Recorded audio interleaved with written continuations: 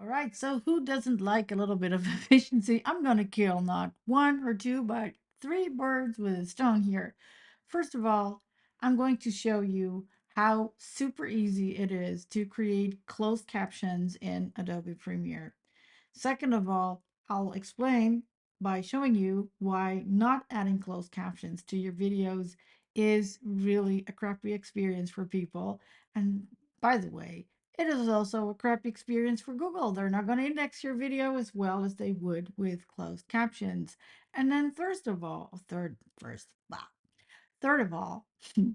um, I'll explain why I still use Adobe despite their horrible subscription model and their pricing. Right. So here we go. I just recorded this video. I'm going to stop that now and I'm going to show you how I use that in Adobe Premiere.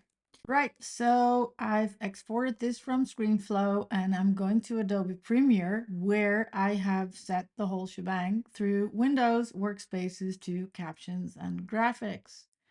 This will help me to quickly create those or generate those captions. So let's go to that video that I just recorded and I'm going to drag it in. Okay, sorry, here, right? And then I'm going to drag it in here. Create captions from transcript. And no, I'm not speeding this up. This is really the tempo with which it is going. And here are the captions. Now, let's see if the captions are any good. As you can see, it has punctuation and everything. Let's see. Okay, I'm going to kill that one. All right, this section I am going to speed up. First of all, all right, blah, blah, blah. Okay, hey, you know what? This is fantastic. No mistakes, punctuation perfect, wonderful. All right, so we're going to export the captions and we're going to do that with an SRT file. All right.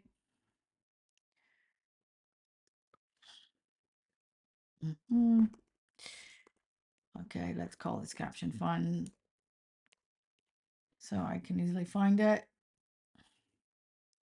And then I'm going to want to add a language declaration. Now, I can tell you people that I can't remember the language declaration for the life of me. So I use Text Expander to remember that for me. Here you are, English US. It is great practice and it will help assistive technology to know what language it is. Cool. So I've saved that. All right. Now I'm going to try and upload this video to YouTube. Yeah, but I was going to show you why auto-generated captions are really terrible, bad, lousy user experience for so many reasons. And what is a spicy little fact here? Oh, come on, this week spicy is the word, right? Um, this is YouTube video from Adobe about generative AI in Premiere Pro. And I mean, it is the AI in Premiere Pro that makes these fantastic captions for us. But strangely enough, they didn't do that here. So I'm going to start that video and then take a close look at what is happening here in the bottom with the captions. And I'm turning on closed captions by hitting this button here. And as you can see, it was just telling us that it was auto captions. And now you will see that this is, I don't know what the right verb for it is, being Dutch doesn't always help when I speak English.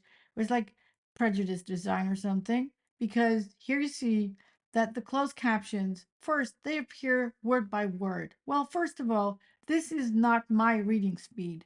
Second of all, I have a wild form of dyslexia, and this makes it impossible for me to read. So if you want to lose my attention or that from millions of other users, this is the way to go, right? So this is horrible. Why would you do that? Because you can generate these captions so super fast, for example, in Premiere, but there are many, many other ways in AI tools to do that. Not so long ago, I got this great tip from Paul C. I will see if I can dig it up. Let me know if you want to know it, and I'll share it in the comments. Anyway, go follow him. He is a great, great teacher on YouTube about WordPress. And now let's get back to that moment where I was going to tell you why I still use Adobe Premiere to generate my captions. Now, to that third point that I promised you. Now you see why I still use Adobe Creative Cloud, even if I would only be using Adobe Premiere just to generate my captions. I don't know what you do for checking how many hours you do billable and unbillable, but for me, this is the summum of efficiency. I generate this in no time, which means I can spend more time on billable work, and that is worth a lot more than those $60 a month in my case on my side of the pond.